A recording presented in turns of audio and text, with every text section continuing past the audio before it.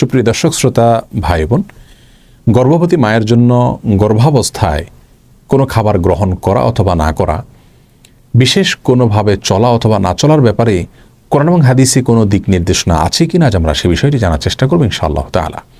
প্রিয় দর্শক, আমাদের সমাজে গর্ভবতী মায়েদের জন্য বিশেষ কিছু খাবারকে, বিশেষ কিছু চালচলনকে নিষিদ্ধ এবং ক্ষতিকর মনে করা হয়ে থাকে। তার মধ্যে থেকে সবচেয়ে প্রসিদ্ধ হলো চন্দ্রগ্রহণ অথবা সূর্যগ্রহণের সময় গর্ভবতী মায়েরা যেন কোন অবস্থাতেই বাসা বাড়ি থেকে, ঘর থেকে বের না হন।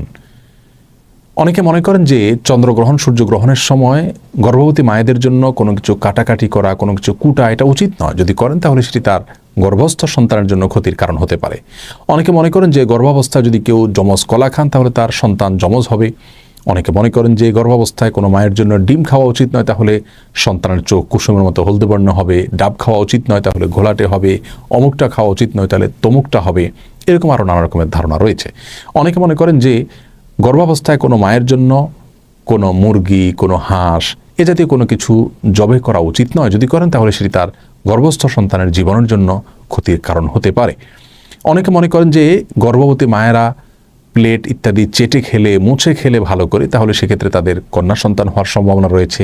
অনেকে মনে করেন যে কোনো বাসায়, কোনো বাড়িতে, কোনো ঘরে যদি কোনো গর্ভবতী মা থাকেন তাহলে রাতের বেলায় সেখানে বাহির থেকে মাছ আনা উচিত নয়। যদি আনতে হয় তাহলে আগুন ইত্যাদিতে ছেঁক দিয়ে প্রবেশ করাতে হয়। আর এরকম নানা রকমের ধারণা আমাদের সমাজে প্রচলিত আছে। প্রিয় দর্শক, এই ধারণাগুলো সম্পূর্ণরূপে ভ্রান্ত, ভুল এবং কুসংস্কারাচ্ছন্ন বিশ্বাস থেকে আমাদের মধ্যে জন্ম নিয়েছে। এর মধ্যে কিছু কিছু ধারণা রয়েছে যেগুলো চরম আপত্তিকর এবং একই সঙ্গে হাস্যকর। যেমন যমজ কলা খেলে গর্ভবতী মায়ের যমজ সন্তান হতে পারে। এই ধারণাটি শুধু ভ্রান্তই নয়, একই সঙ্গে এটি হাস্যকর এবং আপত্তিকর। একজন মায়ের জন্য বা যে কোনো বাবার জন্য একটি গর্ভ থেকে যদি একাধিক সন্তান জন্ম হয়, সেটা তাদের জন্য খুশির বিষয়, আনন্দের বিষয়। এটা কখনো তাদের জন্য ক্ষতির, এটা তাদের জন্য নিষিদ্ধ কোনো বিষয় হতে পারে না। বিধায় এটিকে নিষিদ্ধ মনে করা বা যমজ কলা গর্ভবতী মায়ের জন্য খাওয়াকে খারাপ মনে করা, এটি মূর্খতা প্রসূত একটি বিশ্বাস। সেই সাথে যে কোনো মুসলিমের জন্য, যে কোনো মানুষের জন্য খাবারের পাত্র, প্লেট, এটাকে ভালো করে মুছে চেটে খাওয়া উচিত। এটাকে অপচয় করা উচিত নয়, কোনো খাবার নষ্ট করা উচিত নয়, বরং ভালো করে মুছে এবং পরিষ্কার করে খাওয়াটাই হলো সুন্নাহ। আর এই সুন্নাহটি নারী পুরুষ সকলের জন্য প্রযোজ্য। গর্ভবতী এবং সাধারণ অবস্থায় যে কোনো মানুষের জন্য এটি প্রযোজ্য। আর প্লেট মুছে খেলে গর্ভবতী মা কন্যা সন্তান জন্ম দিবেন, সেটি প্রথমত ভ্রান্ত কথা। দ্বিতীয়ত, কন্যা সন্তান জন্ম দেওয়া এটা তো ভালো বিষয়। কোরআন এবং হাদিসের কোথাও পুত্র সন্তান জন্ম দেওয়ার জন্য বিশেষ কোনো ফজিলতের কথা আমরা জানি না, কিন্তু কন্যা সন্তান জন্ম দিলে সেক্ষেত্রে মা বাবার জন্য সেটি আখিরাতে নাজাতের মাধ্যম হবে, জান্নাতে যাওয়ার উপায় হবে, এরকম বিভিন্ন হাদিসের কথা আমরা জানতে পারি।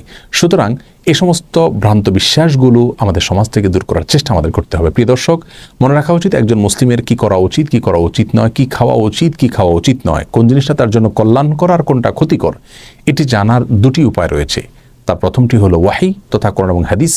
কোরআন এবং হাদিসে যদি আমাদের জন্য কোনো কিছুকে কল্যাণকর বলা হয় বা অকল্যাণকর বলে আমাদের জন্য জানানো হয়, তাহলে সেটিকে অবশ্যই আমাদের মেনে চলা উচিত।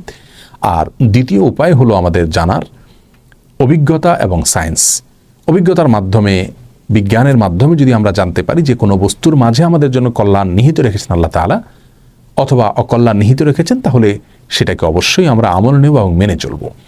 যে বিষয়গুলো বলা হলো, এগুলোর মাধ্যমে গর্ভবতী মায়ের অথবা গর্ভস্থ সন্তানের কোনো প্রকার ক্ষতি হতে পারে এরকম কোনো ধারণা কোন হাদিস থেকে আমাদেরকে দেওয়া হয়নি। আর অভিজ্ঞতা তথা সায়েন্স থেকে এরকম কোনো ধারণা আমরা পাইনি, যার কারণে এগুলো সম্পূর্ণরূপে কুসংস্কার এবং ভ্রান্ত বিশ্বাস থেকে আমাদের সমাজে জন্ম নিয়েছে। এই ভ্রান্ত বিশ্বাসগুলো আমাদেরকে দূর করার চেষ্টা করতে হবে।